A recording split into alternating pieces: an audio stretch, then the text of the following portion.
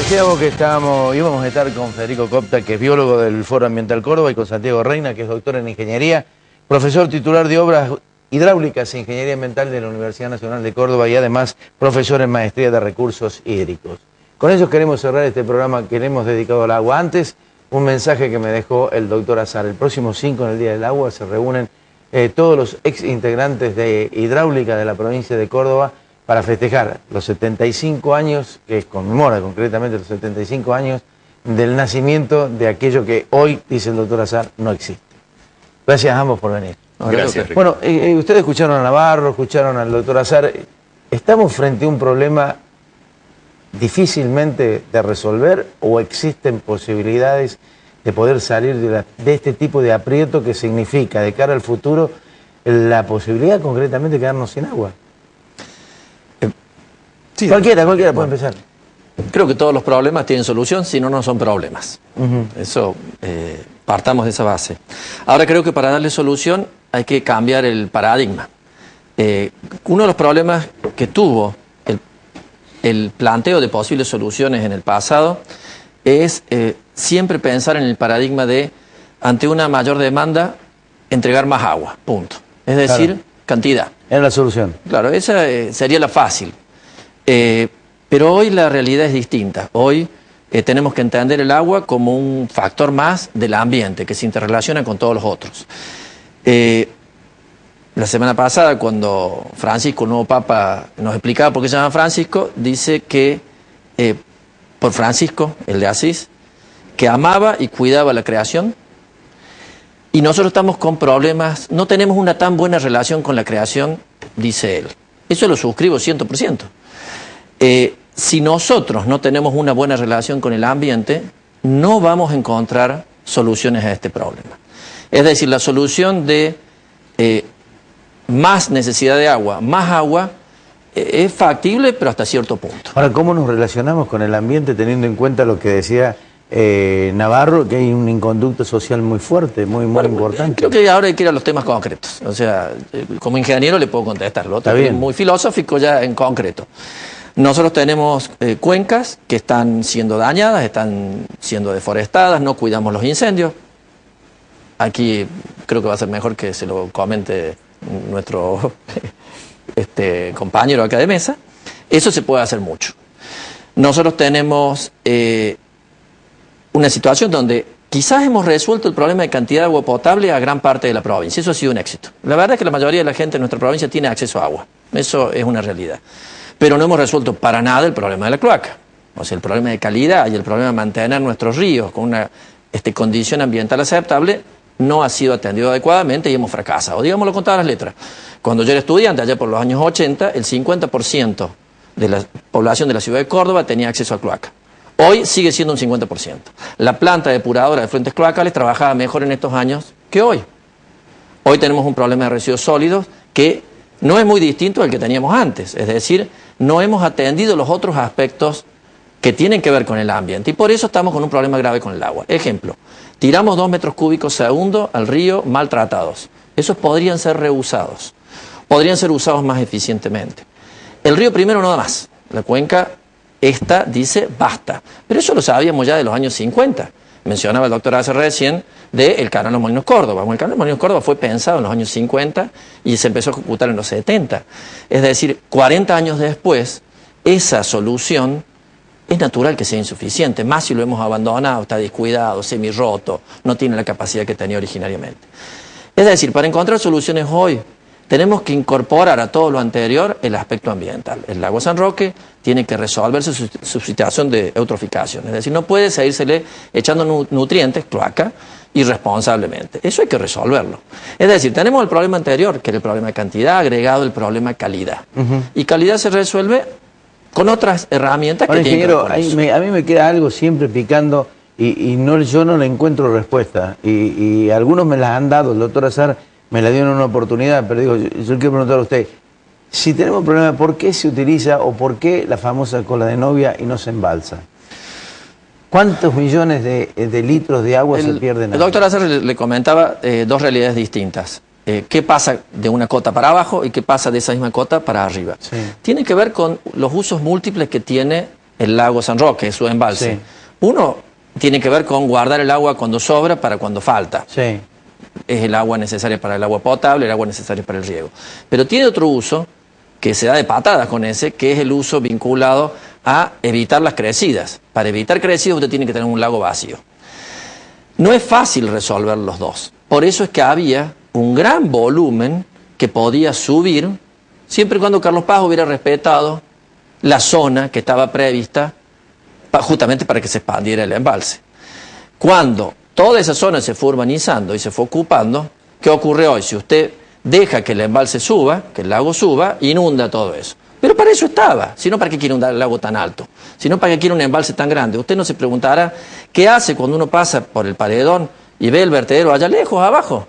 ¿Qué ingeniero, qué actitud demencial hacer semejante obra para no tener uso? Bueno, todo eso era justamente el pulmón que permitía que en las grandes crecidas esa agua fuera regulada a través de un vertedero fijo como es ese y no superara los caudales que hicieran daño en Córdoba. Bueno, si usted cada vez al lago le pone más exigencia, la exigencia del agua potable, la exigencia del riego, la exigencia del uso turístico, más y más y más, al final está en esta situación hoy, donde sí, a veces dicen, bueno, ¿qué pasa? Y si viene una crecida, no vamos a tener problema en Carlos Paz, bajemos un poquito el embalse, bueno, y estamos con ese problema.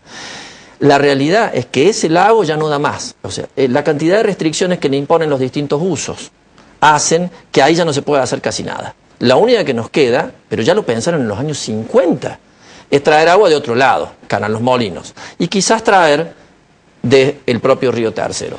Eso en términos de cantidad. Y en términos de calidad, ya le he dicho, o sea, si el agua tiene mala calidad, le va a costar potabilizarla, va a tener costos adicionales, no va a ser toda disponible y todo lo demás. ¿Qué hacemos? Porque tenemos una ley de bosque, sí, tenemos una deforestación total. Clarísimo, y eso tiene que ver con una visión de manejo integrado de la cuenca, o sea, no solamente ver el factor agua, sino todo lo que incide en el factor agua. Y eso arranca desde las montañas, en donde hay que conservar el pastizal y el bosque nativo, que es justamente el que va a dar un efecto de protección al suelo, para evitar que ese suelo ser erosionado termine en el fondo de esos lagos, como el San Roque, y que recordemos una cuestión importante que veníamos charlando con Reina, y es que los lagos son recursos no renovables. Ese vaso en sí, una vez que se llenó de barro, como ha pasado en la falda, listo, se acabó. Entonces, lo que tenemos que hacer es evitar la erosión lo máximo posible para que eso dure el mayor tiempo posible, así como lo hemos recibido nosotros, un lago que ha sido construido hace 130 años. Entonces, la conservación de las cabeceras de cuenca, la vegetación. Además tiene que ver con la posibilidad de reducir el riesgo de inundaciones, porque va a haber vegetación que sostenga el agua, que permita mayor infiltración, y eso también nos va a permitir una mayor cantidad de agua durante el invierno, o sea que los ríos no se sequen, sino que sigan siendo aprovisionados por estas reservas que quedan en las propias montañas. Ese es el primer punto fundamental, y vos hacías referencia a la ley de bosques, precisamente porque necesariamente se debe conservar el bosque nativo y el pastizal, para que ese efecto ecológico pueda suceder y que sigamos teniendo agua, porque de lo contrario, lamentablemente el recurso se va a agotar, pero además de un problema de agua, es que nos vamos a quedar sin los lagos, llenos de sedimentos.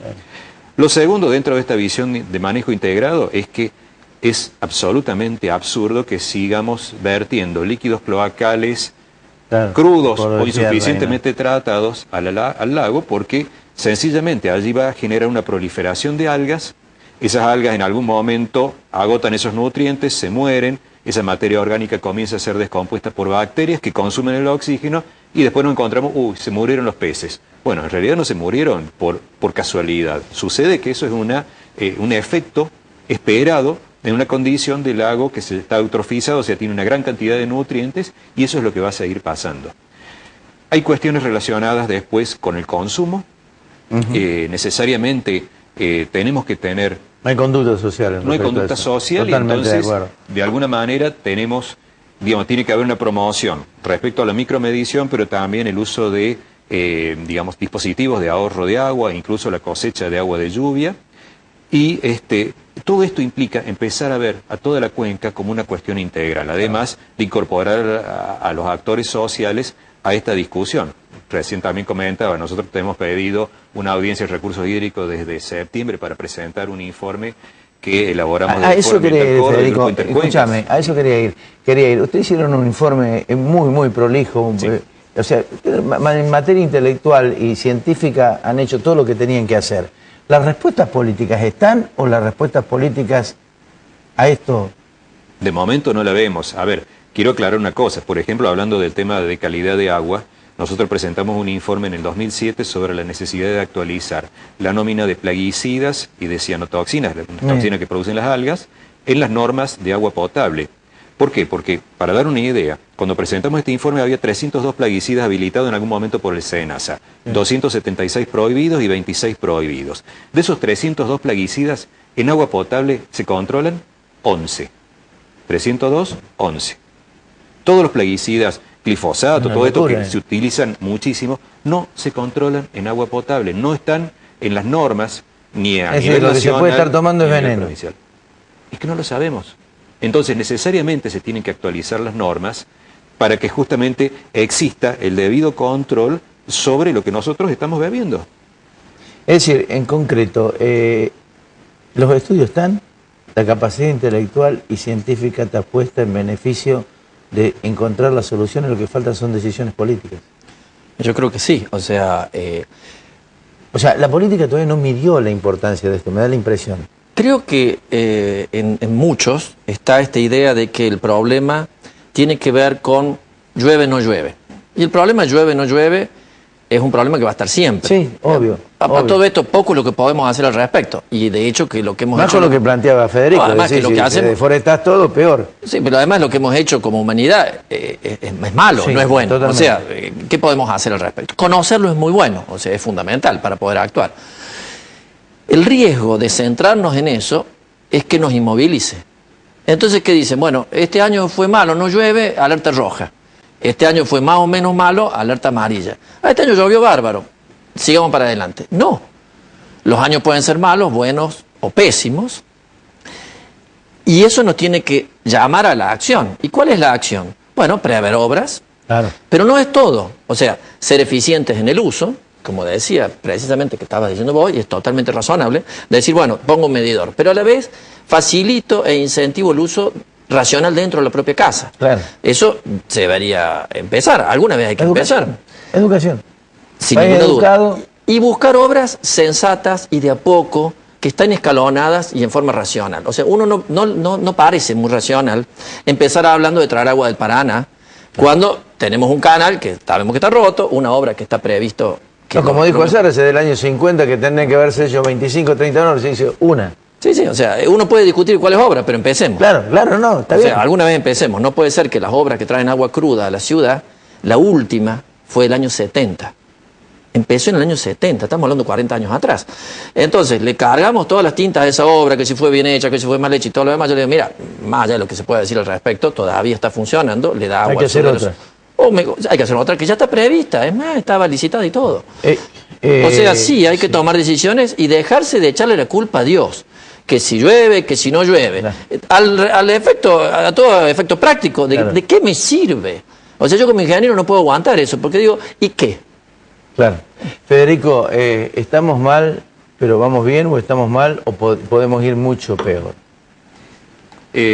Por supuesto que podemos ir mucho peor. Entonces, necesariamente, dentro de una visión integral sobre un tema tan crítico para el desarrollo de la provincia, hace falta inversión en educación, hace falta inversión en lo que es infraestructura, hace falta que las mismas normas de construcción, como ha pasado para Córdoba, para nuevos edificios, empiecen a tener dispositivos de ahorro de agua. Esto salió el año pasado en ordenanza. Hace falta que a su vez, hasta en algún momento los vecinos empecemos a cosechar el agua de lluvia, el que cae en el techo, y poder acumularlo en forma segura. No olvidemos el tema de mosquitos en ese caso, digamos, pero a ver, hace falta una cantidad de cosas que implica una visión integral. Política. Que es política, pero además es sacarse solamente de decir, bueno, a ver, ¿dónde ponemos otro dique? Porque en realidad ya no nos quedan muchos lugares donde poner. Sí, coincido con vos. O sea, hay solamente 2 lugares donde se pueden hacer diques en Córdoba, y desde el punto de vista ambiental, yo le digo, siendo profesor de obras hidráulicas, que no los haría. Uno es el dique de Cuesta Blanca, Claro. y el otro es el dique de Anizacate. Entonces, el tema no es hacer diques Ya pasó esa época, hoy esos vasos tienen otros valores y hay que tener mucho cuidado con eso. Esa solución no contemplaba el paradigma ambiental y esa solución fue muy buena en su momento, excelente, es lo que hizo creer a los cordobeses que tenemos agua de más, pero hoy medio que no podemos seguirlo usando. Federico, cerrame en 30 segundos. Bueno, en 30 segundos necesariamente hay que concientizarse de que estamos en una provincia que por su naturaleza siempre ha tenido dificultades hídricas, por eso está este plan de diques que arrancó en 1880 con el San Roque, pero ese modelo de decir, bueno, acumulemos agua hasta donde podamos, ya está acabado porque no hay donde más acumular. Entonces necesariamente hay que ver las cuencas y hay que ver como cosa urgente el saneamiento de los líquidos cloacales. Les agradezco mucho, No, pero gracias. Fundamentalmente les agradezco por el grado de concientización que hacen con los trabajos que ustedes realizan. Espero que la dirigencia política fundamentalmente y la sociedad y los medios de comunicación tratemos de involucrarnos en esto y hacer un poco de docencia para que en la medida de lo posible el esfuerzo que hace la mayoría de ustedes, los que estuvieron esta tarde aquí, o esta noche aquí, para hablar sobre este tema, no caiga en saco roto y que realmente la sociedad asuma la responsabilidad que tiene en materia de conducta social sobre estos temas, ¿no? Muchas gracias, Ricardo. realmente, Muchas gracias. Y ya volvemos.